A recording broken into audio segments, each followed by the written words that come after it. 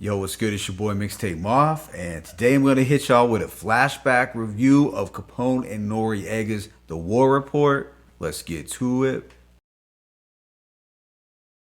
Alright, so this was Capone-N-Noreaga's seminal debut album from 1997. It's a project that many consider to be a classic, but before I hit y'all with a breakdown of these tracks, I want to highlight why this album was so important. I would say first that it brought hardcore New York street rap back to the forefront in 1997. This was right after much of New York radio had been dominated by Bad Boy's commercial sound. CNN brought that grittiness back, much like DMX and the Lox did in 98. And number two, it set in motion Nori's career as a solo artist. In 1998, he would become one of the most celebrated New York rappers, and just to think he was in the unsigned hype section of the Source magazine just 2 years prior. Also, this album was embraced by a wide variety of hip-hop listeners.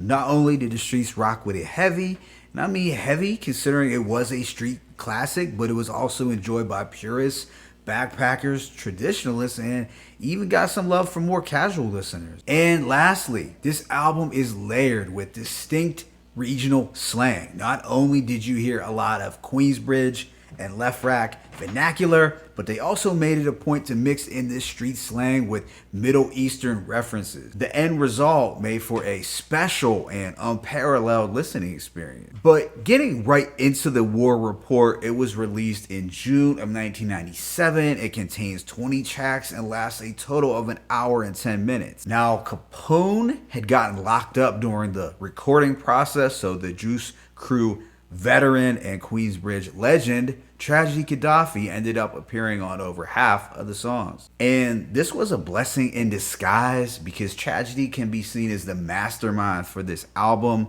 Not only did he teach Nori how to rhyme, but he also came up with the idea to compare Queensbridge and Left Rack to Middle Eastern war zones. Hence, the name of the album and the inspiration for the cover art, which shows both Capone and Nori standing in front of their respective project buildings, rocking fatigues. I think it's a top 20 hip-hop album cover of all time. Now, what Tragedy Gaddafi basically did for Capone-N-Noreaga on the War Report was similar to what Q-Tip did for Mobb Deep on The Infamous, except Tragedy had a much larger rapping role than Q-Tip. However, both Tragedy and Q-Tip's influences were felt on each project. But with that being said, let me go ahead and hit y'all with this track-by-track breakdown. The intro contains a dark and brooding instrumental with vocal scratches from Nas's Take It in Blood and Royal Flush's Worldwide. Capone and Noreaga do some talking, just setting the tone that this project is going to be as gutter as park benches in Queensbridge. Track 2 is the street anthem Bloody Money, produced by Easy LP. It has a grimy but elegant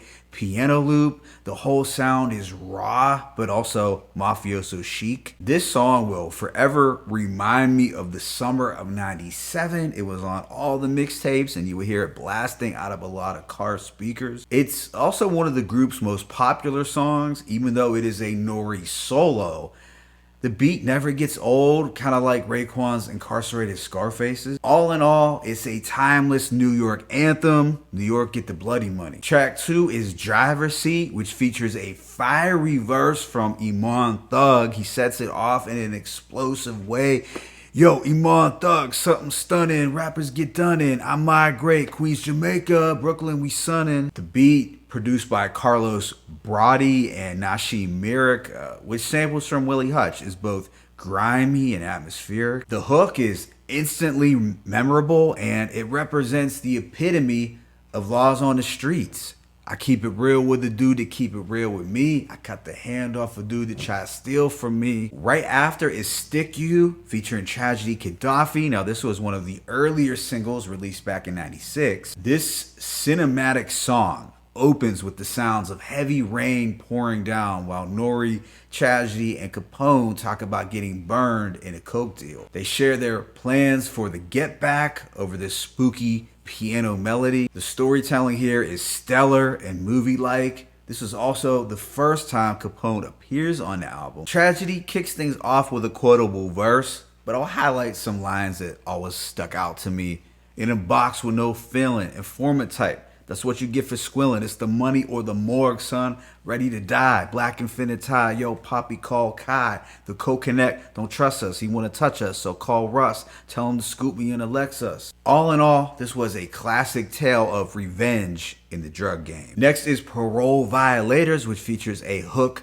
from Havoc and a verse from Tragedy. It was also produced by Tragedy, but when I first heard it, I assumed it was a beat from Hav, especially given the eerie vocal sample, the snare, and the vinyl crackling effect. It just was the essence of that Queensbridge sound at the time. N.O.R.E.'s verse was dope, but once again, it was Tragedy Gaddafi who killed it with his smooth criminal flow. The following track, Iraq, See the World, is a posse cut which features Shy Gray, Mussolini, Troy Outlaw, Mendoza, and Castro. This beat from Easy LP was very standout. The violin gave it that haunting mafioso feel. Now, as good as this song was, I always wish that Capone and Tragedy would have rapped on it instead of the lesser known aforementioned artists. Not to take anything away from those guys, who definitely spit some raw and authentic street verses, but they just weren't as lyrically compelling for me as, let's say, Tragedy or Capone. Right after is Live On, Live Long. I love the Smokey Robinson sample produced by G Money. The twinkling keys are sentimental and soothing. This record was N.O.R.E.'s heartfelt jail letter to Capone, who was locked up, and you could just feel the emotion in N.O.R.E.'s verse. Yo, Pone, I know you left and going up creek soon. You know my address, God. Write me letters, keep me in tune. This jail letter did give me somewhat of a Nas One Love vibe. I'm not saying it's on the same level, but there were some similarities. Track 8 is Never Die Alone, a title that was inspired by the name of a Donald Goines book. This features a mind-blowing verse from Tragedy and a beat from Buckwild, who laces them with one of the darkest beats on the album. It was surprisingly much more ominous sounding than anything we got from Buckwild at this time. N.O.R.E. set the track off with his wild and animated flow. Yo, Ice Pick, Arabic, Saudi Arabia, my click roll thick, rip shit like WrestleMania, Saddam Hussein, president of what I claim. Capone's verse was strong, but I feel Tragedy Gaddafi was the MVP again. I think this man was really in his prime in 97. I'm like Moses in the middle of the Red Sea with infrared and a case full of 100G, leading my thugs to the land of T.O.N.Y with no cops, pure coke growing on the tree. Then there's the classic New York City rap anthem T.O.N.Y, which was their biggest single as a group. The production was immaculate. I consider this to be a real mafioso masterpiece. The violins, vocal sample, and the harmonizing, it was the perfect blend of smooth but rugged. It's an undisputed 5-mic song from the production to the verses. I could quote the whole thing, but I won't. Immediately aftering is Channel 10, produced by Lord Finesse. This has a mesmerizing boom bap flavor. Tragedy came through with a dope hook, but it was Capone who shined the brightest, in my opinion. It takes nothing but a hot slug to fill a villain, cause I'm about to make a killing. Some weed to escalate the feeling. N.O.R.E.'s verse was strong as well, but I really liked how he ended the verse with, hey, yo, son, fuck this jail shit, son. Tell him about the streets, son. Streets, son. Streets, son. This faded out into the interlude, Capone Phone Home, which was a jail call from Capone, letting N.O.R.E. know how hectic things were in the Bing. I always viewed this as the album's intermission because the following track, Thug Paradise, served to pick up the intensity for the album's second half. Thug Paradise was set to a funky sample that had a breakbeat kind of feel. It was up-tempo, rough around the edges, but in a good way. Tragedy Gaddafi clearly dominated this track, but it made sense considering this was originally scheduled to be for his solo album. One thing I always found interesting about this song was how they shouted out Poughkeepsie throughout. Now, I did have the privilege of driving through Poughkeepsie once in the late 90s, and I recall thinking, this looks like the perfect spot, but I also got the sense that shit does go down there. Like, this wasn't the South Bronx or Queensbridge, but it wasn't a place where you'd probably want to get caught lacking either. Track 13 is Capone's solo entitled Capone Bone. The beat, provided by Queensbridge legend Marley Marl, was bright and soulful, and a welcome change up from the predominantly eerie sonics of the album. This was essentially a feel-good track with some commercial appeal, but it didn't come across as corny or forced at all. Things go back to a much darker sound on Halfway Thugs. This contains a haunting soul sample with vocals that sound evil. The bass here also knocks at ridiculous levels. Looking back, this is probably one of my favorite beats from the project. N.O.R.E. allegedly disses Prodigy for his perceived lack of street credibility. Yo, now ain't that the pot calling the kettle black? I used to peddle crack. You never sold drugs, so stop fronting. I feel back in the day, this was really the measure that was used to determine how street someone was. Like, if they never sold drugs, then they had no credibility at all. Nowadays, it would probably be based on how many bodies you have. But I really like this record due to the standout beat from Charlemagne and how N.O.R.E. showed off his more sinister side. The subsequent track is LA Kuwait Mix, which features Mobb Deep and Tragedy. Now, this was the classic response to the Dog Pound's New York, New York. It really helped to stoke the flames during the East Coast, West Coast rivalry. Even though I wasn't living in New York, this song always got me hype as a teen since I viewed my home in Pennsylvania as part of the East Coast. Needless to say, I definitely bought into the bullshit and was riding for New York heavy at this time. This featured very gritty production from Marley Marl. This samples the same beat used on Biggie's Long Kiss Goodnight. This was that straight up Ice Grill music. Everyone killed their verses, but it was always N.O.R.E. and Tragedies that stood out the most. N.O.R.E. rapped, Jose Luis Gotcha, Golden Guns and Tons, General, Emmanuel, Rock Emeralds, Government out to get me, trying to stick me, moves quickly, Yoda God study swiftly, Indian style, knees bent, hands together. The way N.O.R.E. rhymed at this time was so unique and different. Unfortunately, after his 98 album, this kind of stopped. But it was Tragedy who gave us a powerful and God level verse.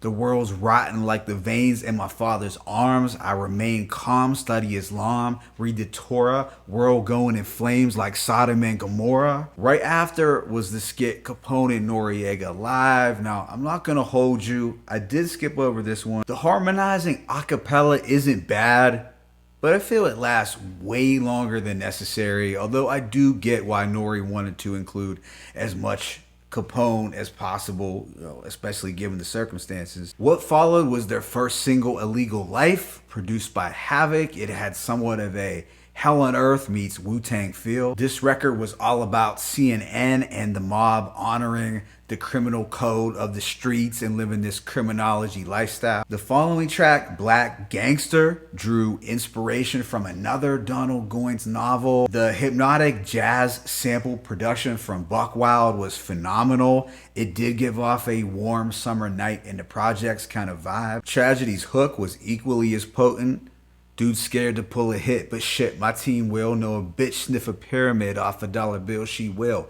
97 to the hill, get ill. Do your thing, I ain't mad at you, son, it's how you feel. Capone also had some noteworthy lines like, I never sweat D's, I let trees blow, get bent on benches, hop into fences, here they come in long trenches. The second to last track was Closer. Now there were two versions available on the CD. The original version that I had was produced by Clark Kent and it sampled from the R&B group Surface. It had a track master's production feel, something breezy, smooth, and fitting for the summertime. The Clark Kent version was later replaced by the Sam Snead one, and it's the current version that's available on streaming services. While I like both, I always preferred the original more, but this record showed N.O.R.E. in a more introspective and mature light. He raps, last year, around the time this year, if I would've got locked, I wouldn't even care. But now I got this rap thing. The album then wraps up with the Capone phone outro. It's another jail call from Capone featuring Nas and E-Moneybags. Overall, I give this project a rating of 5 mics. Now, I might be showing a little bit of a bias here, but realistically, I can't see this getting lower than a 4.5. but I'm giving it 5. Capone-N-Noreaga, with the help of Tragedy Gaddafi, took the successful formula found on albums like Only Built for Cuban Links, It Was Written, the infamous, and Hell on Earth, and upgraded it and applied it to fit their own unique sound for 1997. In my opinion, this album captured a time when regional New York rap was at its best, especially for the borough of Queens. Really, I always thought this album was just as much about Queens as a borough as it was about Capone-N-Noreaga. My favorite tracks include There's Too Many to Name, that's why it's a classic. Let me know what you thought about this album in the comment section below. Do you feel it's a classic? If not, how many mics would you give it? And did this album impact your life in any way? Let me know below. It's your boy Mixtape Moth. I'm signing out, but be sure to hit that like button and please subscribe. As always, it's peace and blessings. CNN, Capone-N-Noreaga, The War Report, 1.